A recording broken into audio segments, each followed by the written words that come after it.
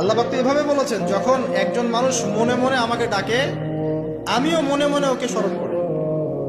মনে করেন আপনি মনে মনে আল্লাহকে বলছেন, আল্লাহ আমি অসুস্থ, আমাকে শেফা দাও, বা আমার রিজিকের টেনশন আছে, আমার রিজিকের টেনশন দূর করে দাও, আল্লাহ আমাকে হেফাজত করো, আল্লাহ আমাকে দিনের জ্ঞান দাও, তোমার আনুগত্য করার তৌফিক দাও। এই যে মনে মনে আপনি আল্লাহকে ডাকছেন, নিঃসন্দেহে ওই মুহূর্তে আল্লাহ পাক আপনাকে স্মরণ করছেন।